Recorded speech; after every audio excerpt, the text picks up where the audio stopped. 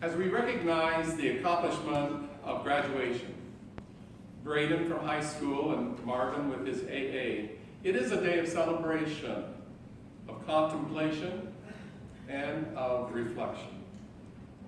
We celebrate the achievement that comes with completing a goal. With this achievement comes a juncture in their lives, and with that juncture comes a need for contemplation. What is next in my life? What new goals must I set for myself? How do I map out my future? The future can be very intimidating. What if I make the wrong choices? What if I don't have what it takes to accomplish my goals? What if I don't even know what I want to do with my future? These are huge questions. This is where I find the reflection part of this day of celebration to be most helpful. Reflection is that mental exercise that helps to comfort and to calm the anxiety that comes with contemplation. Reflection helps us to remember our past, our accomplishments, our failures, our fears, our joys, our weaknesses, and our strengths. Reflection helps us to answer the question of who are we, and in those answers helps us look to the future of who we wish to become. When I graduated from high school, Braden, I knew deep down in my heart that I was going to be a person that would influence thousands of people's lives. I assumed, though, that it would be through my music. I started my studies at the university as a vocal music major. You know, I hated getting up in front of people and speaking. But when I sang, I could feel a spiritual connection between me and the audience, because singing is my spiritual connection with God.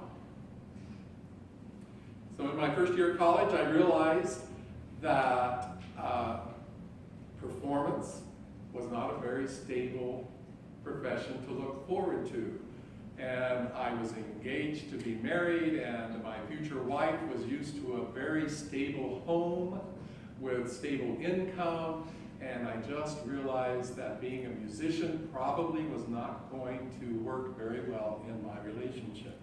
So instead of following my dream of being a performer, I stopped following it, and I chose a path in the world of business. You see, I grew up in a very unstable family, where many times as a child, we were just one paycheck from living out on the street. My greatest need was to have a stability in my adult life. Now, I knew my weaknesses very well. I was terrified of public speaking. I was afraid of rejection. I didn't have a strong self-positive image. I didn't see myself as a leader. Being an accounting major seemed like a perfect career for me because it would provide a good living and stability. I wouldn't have to get up and speak in front of people, nor would I have to be much of a leader. But after I graduated from college with my BS in accounting, for a long, long while, I found that I could not develop any more goals for my future.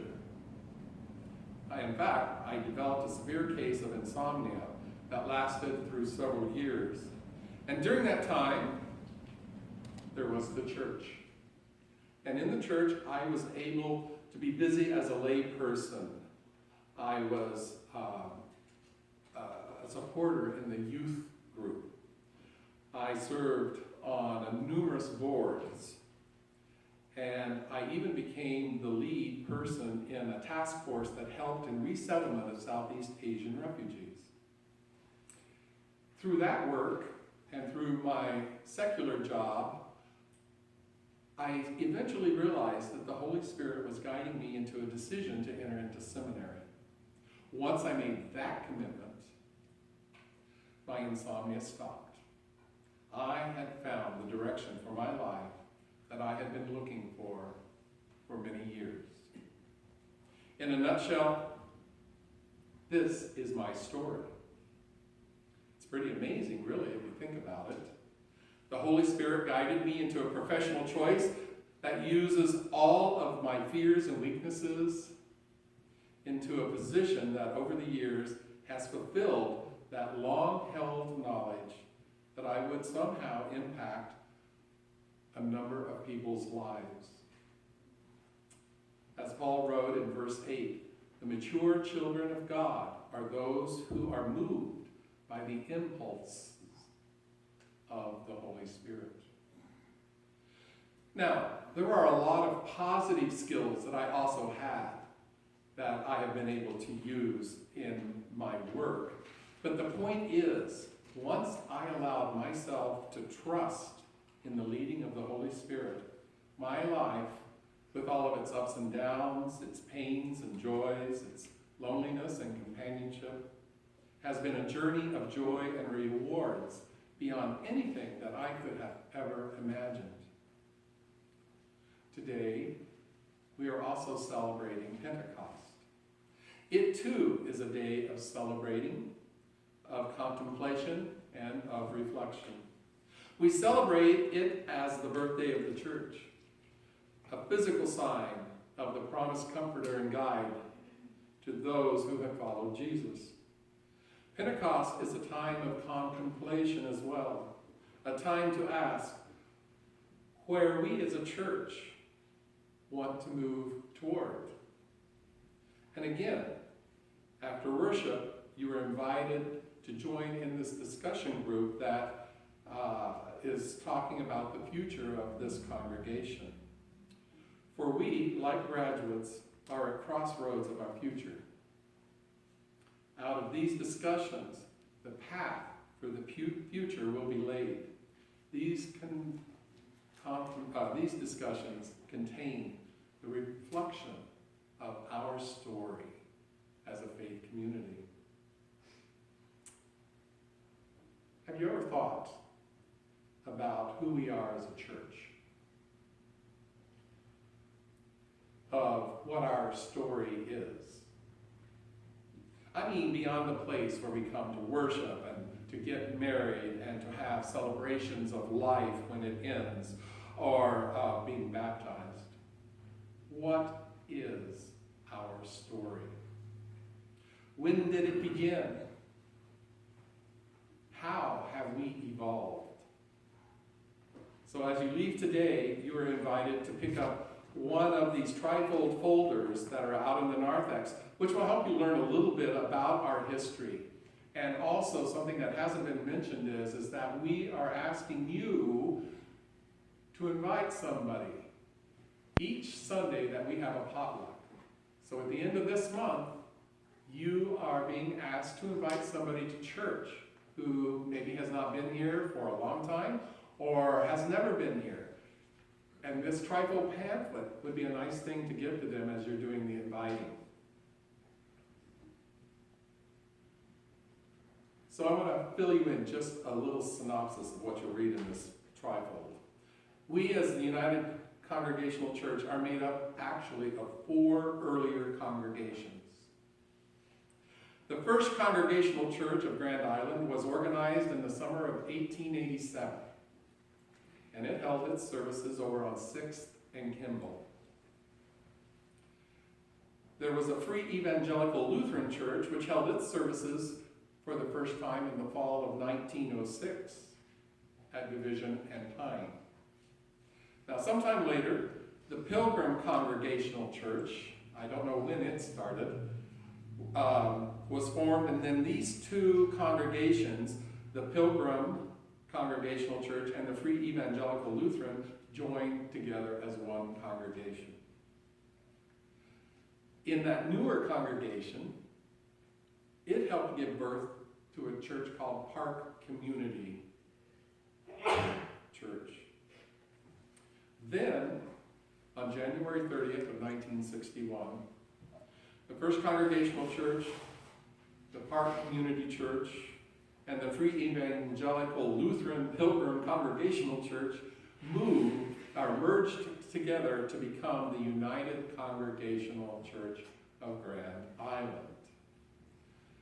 The sanctuary was dedicated in April 4 in 1965. And then by 1987, the new educational wing and a remodel of the kitchen was completed. We say that God is still speaking. How do we understand that? For it is in our understanding of how God is still speaking that will lay the foundations for the future.